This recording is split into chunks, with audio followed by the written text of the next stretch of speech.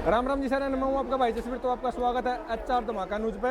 तो आज आ रहे थे हिसार, जो हिसार 14, 15, 16 को प्रदर्शनी मेला लगा हुआ वहाँ पे। तो किसान भाई है उनके लिए छोटा बिजनेस शुरू कर सकते हैं। जो घर 4-5 पशु रखते हैं उनके लिए गोबर गिरने की जगह नहीं है, वहाँ पे अपना छोटा सा बिजनेस शुरू करके इसे सेल करके अच्छा बिजनेस शुरू कर सकते हैं। तो बात करते हैं। नमस्कार सर। जी नमस्कार। तो इसके बारे में बताइए सर, छोटे जिम्मेदारों को। भाई आपके धमाका न्यूज़ चैनल के सब दर्शकों को भी राम राम। मैं विजेंद्र। ये जो मशीन है, बिल्कुल आपने बिल्कुल सही कहा। ये शुरुआत में तो गौशालाओं को आत्मनिर्भर बनाने के लिए उस उद्देश्य से ये मशीन बनाई गई थी, क्योंकि गौशालाओं का जो गोबर है वो आमतौर पर एक तरह से वेस्ट ही समझा जाता था। लेकिन उसके बाद अब डेयरी फार्मर और गाँव के जो बेरोजगार हैं वो भी इसको खूब अच्छी तरह से अपना रहे हैं। और ये आप देखेंगे इस प्रकार का गोबर से, ये आधुनिक रूप से इस प्रकार की लकड़ी नुमा इस प्रकार का ये ब्रैकेट निकल के आ जाती है। और इसका बाजार बहुत बड़ा होता जा रहा है। लोगों को वैसे जो है ना इसका, क्योंकि अभी नया नया है, लोगों को जो है ना अभी ज़्यादा जानकारी नहीं है। जैसे जैसे की जानकारी हो रही है, जो इसको एक बार इस्तेमाल कर लेता है, कौन इस्तेमाल कर लेता है? ढाबों पर जो अपना तंदूर वाले हैं, फिर जहाँ जहाँ बॉयलर है, बॉयलर की जहाँ जहाँ जो है ना उपयोगिता है, तो इसका क्या है कि धीमे जलता है और लंबी समय तक इसकी आंच रहती है। कोयले में और जो लकड़ी में ऐसी सुविधा नहीं है, वो तो एकदम से हीट पकड़ता है और एकदम से अपने आप को ख़त्म करके और जो है ना उसको फिर बार बार डालना पड़ता है। आप लोग देखते हो कि पुराने समय में जब हम अपना जो हारा लगाते थे उसके अंदर गोबर का ही, उपले का ही जो है ना हारी लगाते थे। तो वो एक बार लगा दिया, वो 2-2, 3-3, 4-4 घंटे तक बढ़िया तरह से वो चलती।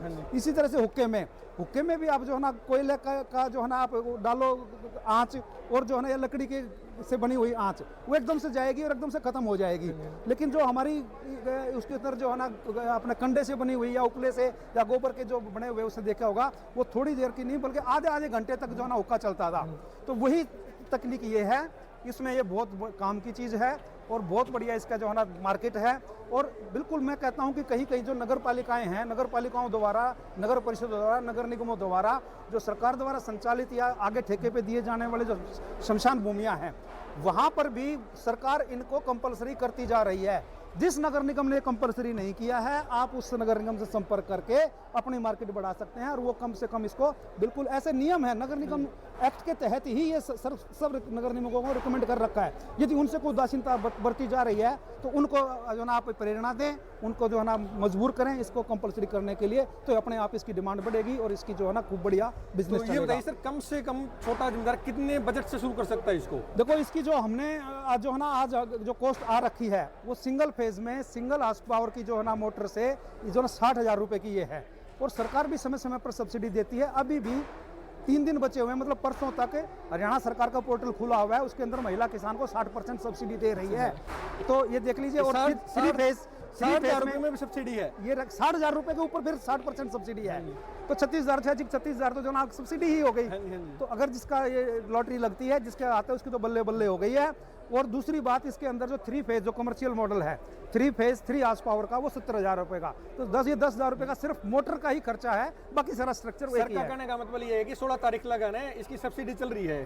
किसी जिम्मेदार भाई को ये चाहिए ना, तो इसे पोर्टल पे जाके लेडी के नाम से अप्लाई कर सकता है, जिसपे 60% तक सब्सिडी। हाँ 60% अभी सब्सिडी है।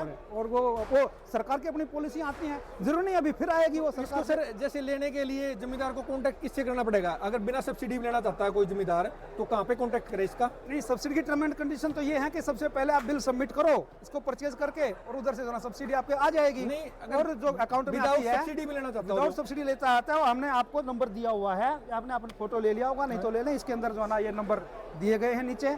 मैं कैमरामैन भाई से आग्रह करूंगा कि इसके सारे ये नंबर ले लें और जो ना इनके सब किसानों को इसके बारे में बता दें। लेने की इच्छा हो ना, तो डिस्प्ले पे इसका नंबर दे देंगे हम उसको, वहाँ पे कांटेक्ट करेंगे, इसकी जानकारी पूरी जानकारी ले सकते हैं। और जिस भाई का संपर्क है गौशालाओं और डेयरी वालों से तो जरूर संपर्क करें। और इसका एक और बात मैं बता रहा हूँ कि इसका जो है ना वर्मी कंपोस्ट बनाने का भी बहुत इसमें आसान तरीका है।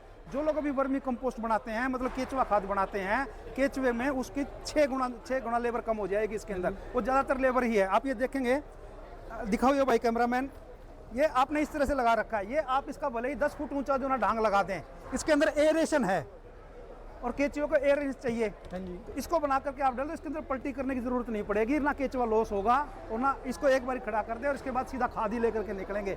अभी जो परंपरागत रूप से या मान लिया जिस विधि से अभी केचुआ खाद बन रहा है, उस केचुआ खाद में क्या होता है कि एक बार गोबर को डालो, ठंडा करो, फिर बेड बनाओ, फिर उसके बाद पलटी करो, पल्टी करके फिर एक जगह दूसरी जगह ले जाओ, तो वो लेबर कॉस्ट है। इसके अंदर एक बार डालो तो लग जाते हैं केचुआ खाद बनाने में। अब ये देखो तो केचुओं की संख्या पे और जो ना उसकी जो है ना उस पर निर्भर करता है। गोबर की जब इसकी संख्या ज्यादा होगी तो जरूरी नहीं है आपका भले महीना लगे, आपकी लेबर तो कोई नहीं लग रही ना, आपने एक बार लगा दिया, एक बार केचुआ छोड़ दिया, वो जो महीने में बनाओ, 10 दिन में बनाओ, 15 दिन में बनाओ, वो तो आपकी केचुओं की संख्या जितनी आपने इनपुट करी है और कितना वो मल्टीप्लाई कर पाते हैं और कितना इसकी आपकी संख्या है, ये सब उसके अनुपात में निर्भर करता है। कोई आप भाई किसी एक टाइप से हम किसी को गुमराह नहीं करना चाह रहे कि भाई एक बार गया 2 केचुए छोड़ दिए आपका 2 बन गया। सही बात है सर। वो उसकी आवश्यकता अनुसार उसकी न्यूनतम आवश्यकता पूरी करनी पड़ेगी।